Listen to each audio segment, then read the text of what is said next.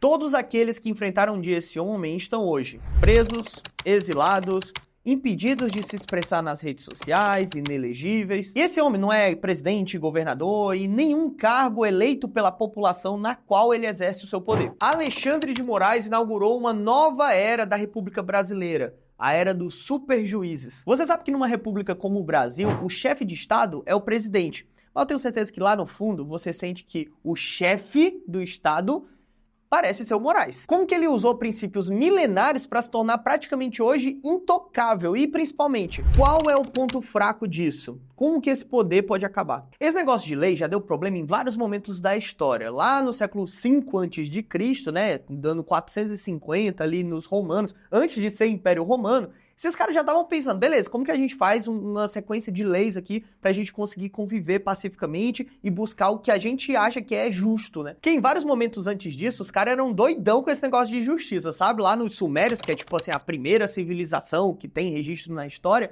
os caras faziam a tal da lei de Hammurabi, né? Que é olho por olho, dente por dente, assim, tipo, o que você comete de crime é o que você vai pagar. O que, em primeira vista, pode até parecer, isso é justo. Mas pensa aí, sei lá, numa situação de uma sociedade muito mais complexa, tipo meu Instagram. Derrubaram meu Instagram sem nenhuma justificativa, sem nenhuma alegação, sem nada. Violaram a isonomia entre os usuários da plataforma. E aí, nesse caso, olho por olho, dente por dente, seria tipo o quê? Eu vou derrubar a conta do Instagram no Instagram, saca? Tipo, pra que eu ia querer um negócio desse? Então não faz muito sentido essa ideia de olho por olho, dente por dente, quando você entende que uma sociedade, ela deve buscar a justiça e ela tem muito mais variáveis, né? Uma sociedade muito mais complexa do que eram, de fato, ali os sumérios. Oi, já aproveita e me segue nessa minha conta nova lá do Instagram, tô reconstruindo tudo do zero, minha conta principal, que tinha quase 1 milhão de seguidores, foi derrubada sem nenhuma justificativa, transparência, motivo, sem nada. Simplesmente sumiu, perdi minha conta. E aí tô reconstruindo tudo do zero. Então, tipo, me segue aqui no YouTube e me segue lá no Instagram também, beleza? Então, voltando, a galera que mais se preocupou com essa história de registrar as leis para criar uma sociedade justa de uma forma mais eficiente foram os romanos, né? E caso você não entenda, os romanos, por algum período, é tipo como se fossem os Estados Unidos hoje, sabe? A nação mais poderosa, que estava impondo ali sua cultura para outros povos, se expandindo, crescendo. Os caras estavam com tudo na época, né? E aí eles pensaram assim, beleza, vamos fazer a tal da Lei das 12 Tábuas, né? Que era um primeiro registro ali do que poderia ser considerado violações, punições, o que é crime e o que não é, quais são os limites de cada coisa. Geralmente tinha a ver com direito de propriedade, que não adiantava muito fazer lei meia boca numa sociedade se tornando cada vez mais complexa. Então, baseado nessas primeiras leis, os caras foram se sofisticando, foram testando, foram corrigindo, foram melhorando o seu sistema legal e se tornaram uma referência para o mundo moderno, né? Vários países, como por exemplo o Brasil, tem toda a sua base de entendimento de legislação, de constituição, baseado no direito romano. Por isso que esses bagulho de direito tudo tem nome em latim, né? Tipo, habeas corpus, fórum, alibi. E dentre esses conceitos existia o tal do nemo ludex in causa sua, né? Ninguém pode ser o juiz de sua própria causa. O princípio que proíbe que alguém julgue um caso em que tenha interesse direto ao seu julgador e parte interessada, que é vítima ou acusador, né? A imparcialidade do julgamento é comprometida, violando a ideia de justiça equilibrada. Isso está na base do que se considera direito e justiça. Portanto, supostamente, vamos imaginar, um juiz não deveria ser acusador e julgador de alguém que ele considere, sei lá, deixa eu chutar um nome aleatório aqui de um caso hipotético, uma ameaça à democracia. O Alexandre de Moraes foi indicado por STF ali em 2017 pelo então presidente Temer, né? Ele era, naquele momento, ministro da Justiça, né? E antes disso, ele tinha trabalhado com o Geraldo Alckmin em São Paulo, né? Ele era, sim, filiado ao PSDB, como secretário de Segurança Pública. E, cara, o PSDB ele já tem uma história de vários obcecados pelo poder. Se você quiser, eu faço um vídeo só sobre isso aqui. Mas aí, quando o ex-ministro do STF, o Teori Zavascki, morreu, o Temer convidou o Xandão para assumir uma cadeira no STF. E aí, caso você não saiba, quando um novo ministro é indicado para o STF, rola aquela sabatina, né, dos parlamentares ali, para descobrir se o juiz ele tem o tal do notável saber jurídico, né? Ou seja, ele tem competência técnica para entender tanto a questão legislativa do país, como questões administrativas também. E aí é legal que tem uns casos dos malucos que não sabem responder, aí eles enrolam na hora da pergunta, porque é uma sabatina para ser pergunta realmente para pegar o cara no pulo, né? Qual o seu entendimento sobre a Zona Franca de Manaus, por favor? Com a palavra, o professor Fachin, para as suas respostas. Senador Omar Aziz, sobre a Zona Franca de Manaus, francamente... O senhor não se preparou. No caso do Xandão, muita gente via ele com desconfiança, galera que é mais de esquerda, por causa do relacionamento dele com o PSDB. Aí pula para os dias atuais, a gente está vendo o presidente colocando o advogado pessoal no STF, mas tá tudo bem. Um especialista, autor de livros na área do direito constitucional. Muitas preocupações com essa indicação.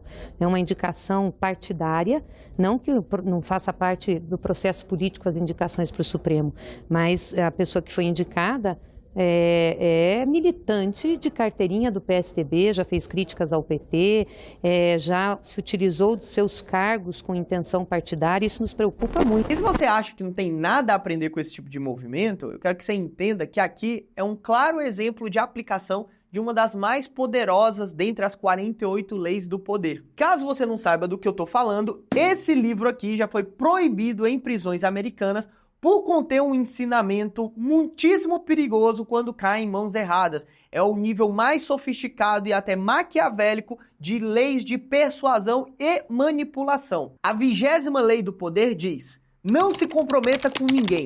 Tolo é quem se apressa a tomar um partido. Não se comprometa com partidos ou causas, só com você mesmo. Mantendo-se independente, você domina os outros, colocando as pessoas umas contra as outras. Se você busca conquistar o poder em alguma área da sua vida, ou uma posição de liderança, ou pelo menos se proteger contra técnicas de manipulação de quem está fazendo isso contra você, é muito importante que você entenda que o comportamento de quem está ascendendo ao poder não pode ser um comportamento militante, apaixonado. Você é o seu próprio partido, sua família é o seu próprio partido. E esse comportamento apaixonado, militante, muito emocional, inclusive é um erro que eu vejo muito de vocês cometendo e nem percebem o quanto que isso está travando você de evoluir na sua vida. Em 2019, começou o tal do inquérito das fake news, né? Inquérito é um nome bonito para uma investigação ali no âmbito do judiciário, quando eles começam a levantar evidências e aí ordenam investigações, enfim.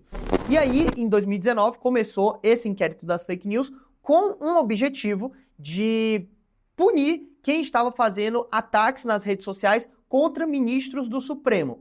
Designo para a condução do feito o eminente ministro Alexandre de Moraes, que poderá requerer à presidência da Corte a estrutura material e de pessoal que entender necessária para a respectiva condução. Na situação, lá em 2019, o presidente do Supremo Tribunal Federal era o Dias Toffoli, e ele que abriu esse inquérito e colocou como relator o Alexandre de Moraes. E essa história já começou na maior polêmica por conta ali da abertura do ofício de inquérito, que basicamente é um nome difícil, mas o que ele tá querendo dizer é que, quando você é vítima de uma situação, você não vai poder julgar aquela situação, né? Então, o que se espera é que um processo que o STF vai julgar tenha nascido de uma denúncia que vem ali da polícia ou do Ministério Público, né? Nesse caso, era o próprio presidente instaurando esse inquérito no qual os próprios juízes do STF iriam julgar. Ou seja, um ministro, ex-advogado do PT, supostamente teria aberto um inquérito sem ter tido provocação dos órgãos competentes para isso, ou seja, fugindo do devido processo legal, né? E apontou diretamente o ministro, sendo que o correto deveria ter sido um sorteio ali. Mas aí eu me pergunto, nessa situação, por que o Toffoli escolheria o Alexandre de Moraes? O que ele tinha a ganhar com isso? Para aumentar a polêmica, Moraes também mandou que fosse retirada do ar uma reportagem da revista digital Cruzoé, replicada no site O Antagonista. Essa reportagem se referia a Toffoli, dizendo que numa troca de e-mails com o departamento jurídico da empreiteira, Marcelo Odebrecht se referia ao ministro com o codinome amigo do meu pai. A reportagem não acusa o ministro de nenhuma irregularidade, mas, na opinião de Toffoli, a narrativa construída sugere que ele esteja envolvido em algum tipo de esquema de corrupção, o que, na visão do ministro, atinge o Supremo como um todo. O ministro Alexandre de Moraes, que é o relator do polêmico inquérito, está claramente sendo instrumentalizado por Toffoli. E é a imagem dos dois que se desgasta. Se você não entendeu nada, eu não posso explicar porque eu não vou emitir opinião aqui sobre os nossos excelentíssimos juízes, mas eu lembrei de uma passagem do Senhor dos Anéis que não tem nada a ver com isso não, tá? A passagem é assim, ó. A espada da censura foi criada e ela foi entregue ao cavaleiro careca que usasse-a contra os meus inimigos.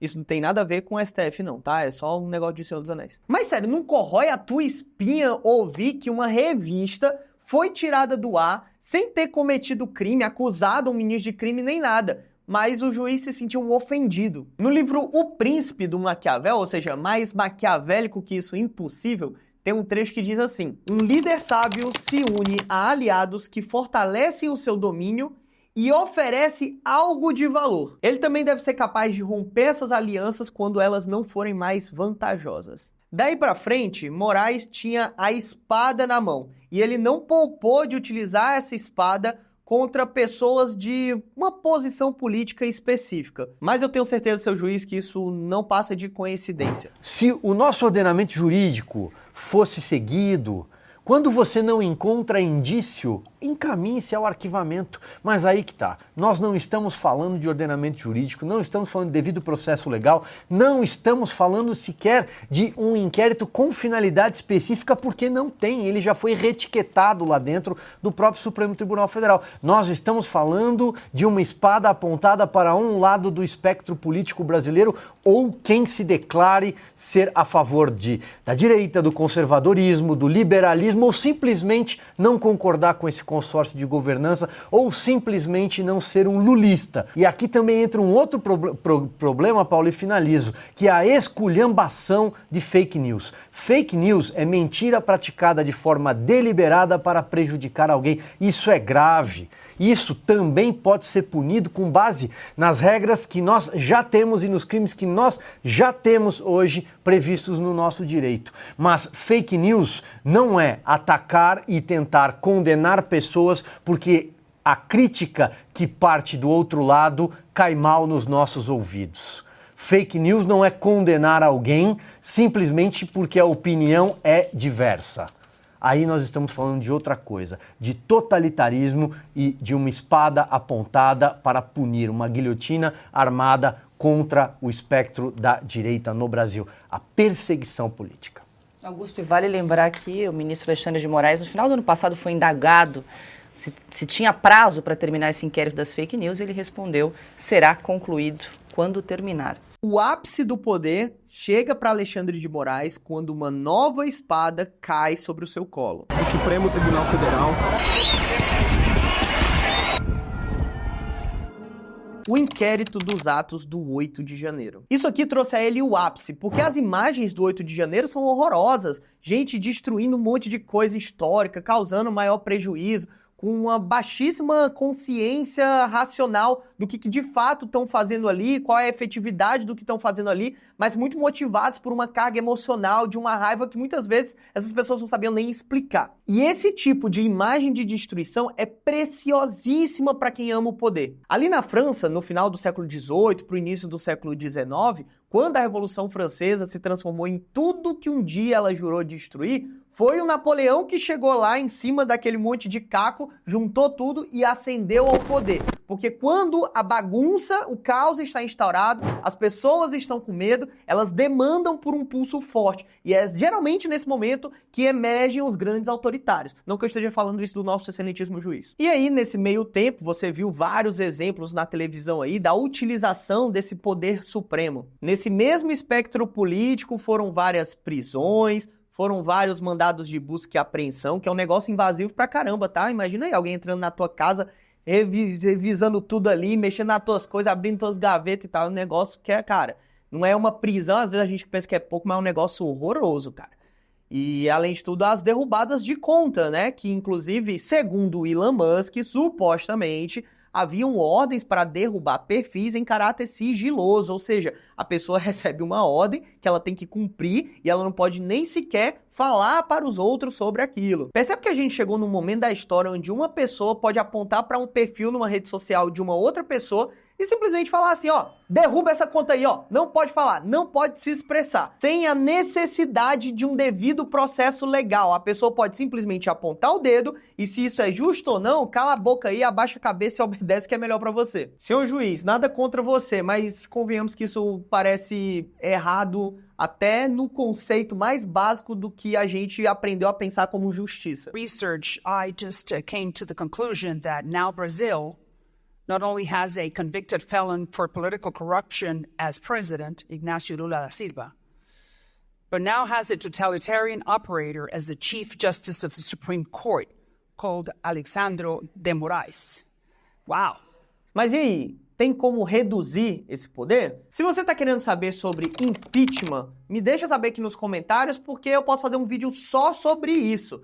Mas o mais importante é entender que quando a corda do autoritarismo se estica, historicamente, várias revoltas silenciosas começam a nascer, começam a ganhar força, até que elas se tornem um processo irreversível. Por isso que geralmente a gente ouve muito falar quando tem os ditadores aí de vários países, quando eles desconfiam que existe um traidor ali no meio, eles precisam abafar ao máximo qualquer veículo de imprensa que fale mal dele, porque quanto mais você alimenta na população esse sentimento de revolta, e principalmente esse sentimento de revolta coletivo, porque não adianta você estar sozinho revoltado na sua casa, você só ganha esperança de combater alguma coisa quando você olha ao seu redor e percebe que tem outras pessoas tão revoltadas quanto você. Historicamente, ditadores chegam no nível de se tornarem até mesmo paranoicos com esses pequenos movimentos revoltosos. E garantir que ele se torne cada dia mais poderoso começa a se tornar uma questão de sobrevivência. E um exemplo da importância disso reverbera na cabeça desses grandes líderes e pessoas poderosas